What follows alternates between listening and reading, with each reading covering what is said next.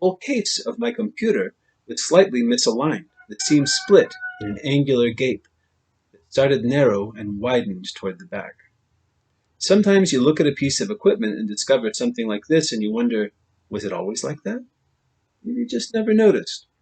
But with my laptop, that wasn't possible. You see, I built it. After the Board of Education issued all the school books, like Chromebooks, right? There was no way my parents were going to buy me a computer of my own, even though technically the school book didn't belong to me, and I wasn't supposed to install software on it or mod it. I had the money saved, odd jobs, Christmases and birthdays, and a little bit of judicious eBaying. I put it all together, and I had enough money to buy a totally crappy 5-year-old machine. So Daryl and I built one instead. Buy laptop cases, just like you can buy cases for desktop PCs, even though they're a little more specialized than plain old PCs. I built a couple PCs with Daryl over the years, scavenging parts from Craigslist and garage sales, and ordering stuff from cheap Taiwanese vendors we found on the net. I figured that building a laptop would be the best way to get the power I wanted for the price I could afford. To build your own laptop, you start by ordering a Bearbook, a machine with just a little hardware in it, and all the right slots. The good news was, once I was done, I had a machine that was a whole pound lighter than the Dell I'd had my eye on, ran faster, and cost a third of what I would have paid for a Dell. The bad news was that assembling a laptop is like building one of those ships in a bottle. It's all finicky work with tweezers and magnifying glasses, trying to get everything to fit in that little case. Unlike a full-size PC, which is mostly air, every cubic millimeter of space in a laptop is spoken for. Every time I thought I had it, I'd go to screw the thing back together and find that something was keeping the case from closing all the way, and it'd be back to the drawing board. So I knew exactly how the seam on my laptop was supposed to look when the thing was closed, and it was not supposed to look like this. I kept jiggling the power adapter, but it was hopeless. There was no way I was going to get the thing to boot without taking it apart. I groaned and put it beside the bed. That was the theory, anyway. 2 hours later, I was still staring at the ceiling, playing back movies in my head of what they'd done to me, what I should have done. All regrets and esprit de l'escalier. Remember, esprit de l'escalier is when you think of the perfect thing to say after you're already gone and you don't get to say it anymore. Has that ever happened to you? It happens to me a lot. I rolled out of bed.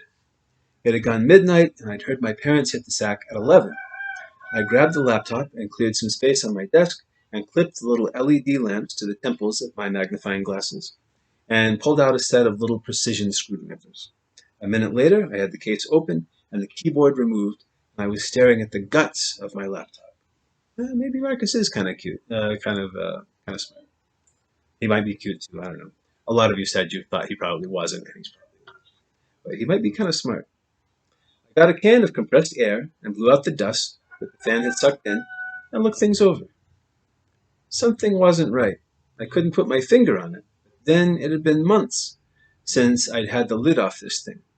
Luckily, the third time I'd had to open it up and struggle to close it again, I'd gotten smart. I'd taken a photo of the guts with everything in its place.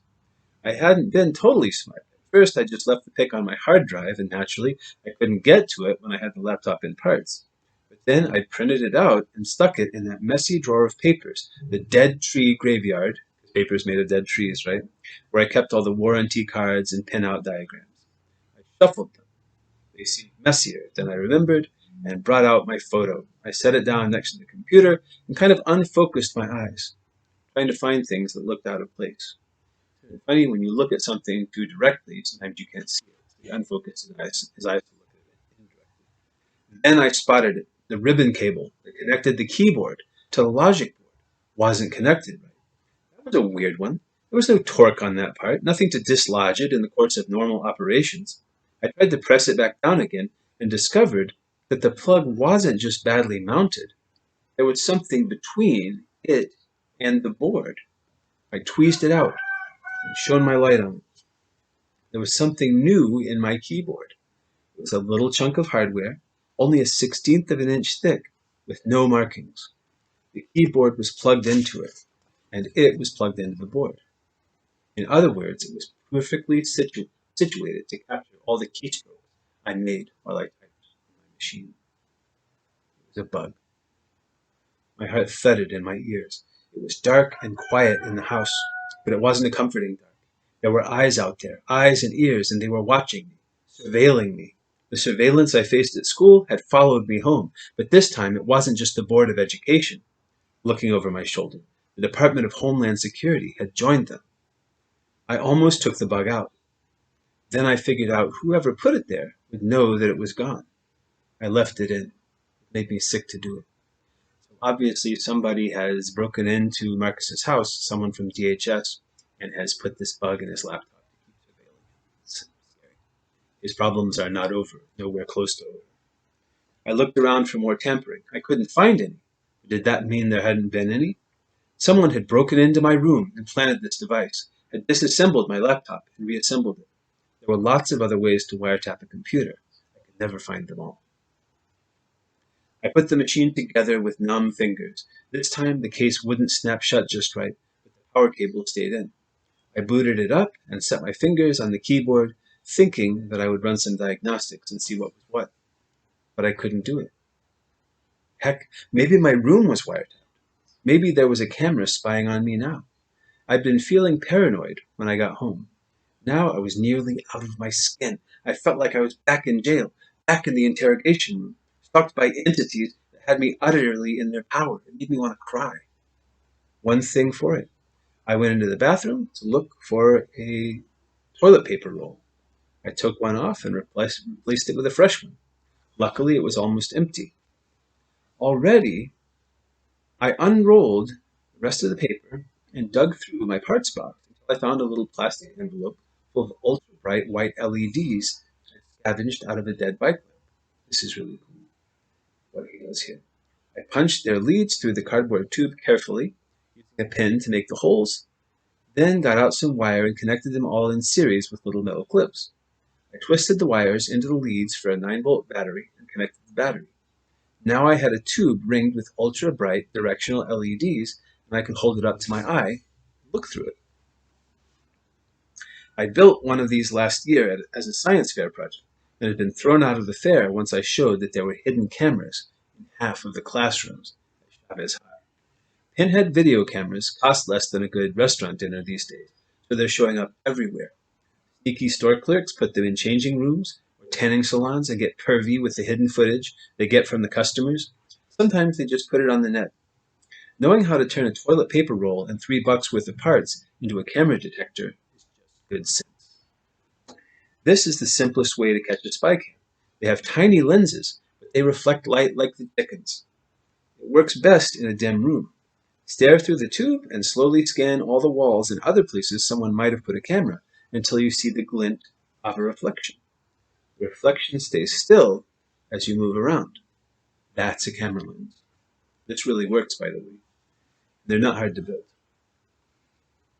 There wasn't a camera in my room, not one I could detect anyway. There might have been audiobooks, of course, or better cameras, or nothing at all. Can you blame me for feeling paranoid? I loved that laptop.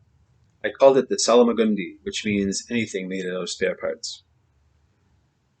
Once you get to naming your laptop, you know that you're really having a deep relationship with it. Now, though, I felt like I didn't want to ever touch it again. I wanted to throw it out the window. Who knew what they'd done to it? Who knew how it had been tapped? I put it in a drawer with the lid shut and looked at the ceiling. It was late, and I should have been in bed. There was no way I was going to sleep now, though. I was tapped. Everyone might be tapped. The world had changed forever. I'll find a way to get them, I said. It was a vow. I knew it when I heard it, though I'd never made a vow before. I couldn't sleep after that. And besides, I had an idea. Somewhere in my closet was a shrink-wrapped box containing one still sealed mint-in package, an Xbox Universal. Every Xbox has been sold way below cost. Microsoft makes most of its money charging games companies money for the right to put out Xbox games. But the Universal was the first Xbox that Microsoft decided to give away entirely for free.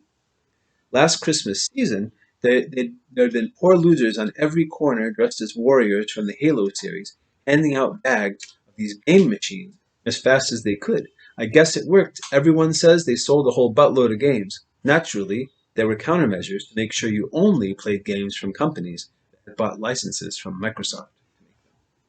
Hackers blow through those countermeasures. The Xbox was cracked by a kid from MIT who wrote a best-selling book about it. And then the 360 went down, and then the short-lived Xbox Portable, which we all called the Luggable because it weighed 3 pounds, succumbed. The Universal, the Xbox Universal, was supposed to be totally bulletproof. High school kids who broke it were Brazilian Linux hackers who lived in a favela, a kind of squatter's slum.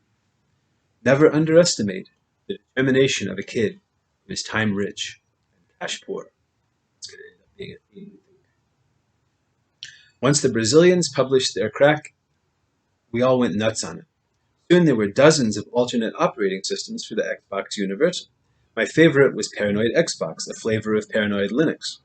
Paranoid Linux is an operating system that assumes that its operator is under assault from the government or somebody else. It was intended for use by Chinese and Syrian dissidents. A dissident is someone who opposes a bad government. And it does everything it can to keep your communications and documents a secret. It even throws up a bunch of chaff communications that are supposed to disguise the fact that you're doing anything covert. So, while you're receiving a political message, one character at a time, Paranoid Linux is pretending to surf the web and fill in questionnaires and flirt in chat rooms. Meanwhile, 1 in every 500 characters you receive is your real message, a needle buried in a huge haystack. And this really works, by the way, and you can do it. I had burned a Paranoid Xbox DVD when they first appeared, but I'd never gotten around to unpacking the Xbox in my closet, finding a TV to hook it up to, and so on. My room is crowded enough as it is without letting Microsoft Crashware eat up valuable workspace. Tonight, I'd make the sacrifice. It took about 20 minutes to get it up and running. Not having a TV was the hardest part, but eventually I remembered I had a little overhead LCD projector that had standard TV RCA connectors in the back.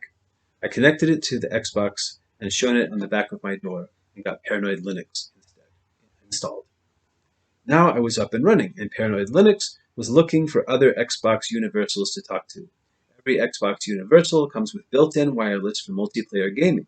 You can connect to your neighbors on the wireless link and to the internet if you have a wireless internet connection. I found 3 different sets of neighbors in range. 2 of them had their Xbox Universals also connected to the internet. Paranoid Xbox loved that configuration. It could siphon off some of my neighbors' internet connections and use them to get online through the gaming network. The neighbors would never miss the packets. They were paying for flat-rate internet connections, and they weren't exactly doing a lot of surfing at 2 a.m. The best part of all of this is how it made me feel. In control. My technology was working for me, serving me, protecting me. It wasn't spying on me. This is why I love technology. If you use it right, it can give you power and privacy. So he's using an Xbox, which some people just use for playing games, nothing wrong with that, as a way of, as you'll see, as a way of getting around Homeland Security's bugs and communicating with other people to organize and get revenge against them. Nonviolent revenge, I stress. My brain was really going now, running like 60. There were lots of reasons to run Paranoid Xbox. The best one, anyone could write games for it. Already there was a port of MAME, Multiple Arcade Machine Emulator, so you could play practically any game that had ever been written, all the way back to Pong. Games for the Apple II Plus, and games for ColecoVision, games for the NES, games for Dreamcast, and so on. Even better, all the cool multiplayer games being built specifically for Paranoid Xbox. Totally free hobbyist games that anyone could run. Indie games, have you heard of these? They can be pretty cool. When you combined it all, you had a free console full of free games that could get you free internet access. And the best part, as far as I was concerned, was that Paranoid Xbox was paranoid. Every bit that went over the air was scrambled to within an inch of its life. You could wiretap it all you wanted, but you'd never figure out who was talking, what they were talking about, or who they were talking to. Anonymous web, email, and IM. Just what I needed. All I had to do now was convince everyone I knew to use it.